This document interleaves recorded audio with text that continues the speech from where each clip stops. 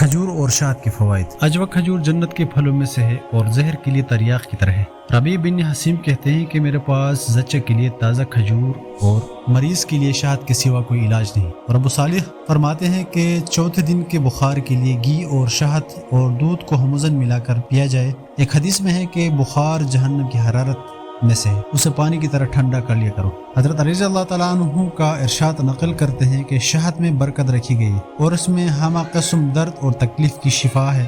70 نبیوں نے اس میں برکت کی دعا دی ہے۔ حضرت علی رضی اللہ تعالیٰ عنہ فرماتے ہیں کسی کو جو بھی تکلیف ہو وہ اپنی بیوی سے اس کے مہر میں سے 3 درہم حاصل کرے، ان کا شہد اور دودھ لے کر بارش کے پانی میں ملا کر پیے تو اللہ تعالیٰ اس سے خوشگوار لطافت اور شفا جمع کر دیتے ہیں، اور بارش کا پانی تو ہے ہی برکت والا۔ نبی کریم صلی اللہ علیہ وسلم کا ارشاد ہے کہ جو شخص بارش کا پانی لے کر اس پر سورۃ فاتحہ 70 بار، قل هو اللہ احد 70 بار، معوذ 3 بار، قل اعوذ برب الفلق قل اعوذ برب الناس 70 بار پڑھ کر دم کرے تو آپ صلی اللہ علیہ وسلم نے قسم کھا کر ارشاد فرمایا کہ جبرائیل علیہ السلام میرے پاس تشریف لائے اور مجھے خبر دی کہ جو شخص یہ پانی 7 روز تک متواتر پیے گا اللہ سبحانہ و تعالی اس کے جسم سے ہر بیماری دور فرما دیں گے اور اسے صحت و عافیت عطا فرمائیں گے، اور اس کے گوشت، پوست اور اس کے ہڈیوں کی سے بلکہ تمام اعضاء سے بیماریاں نکال دیں گے۔ ماشاءاللہ۔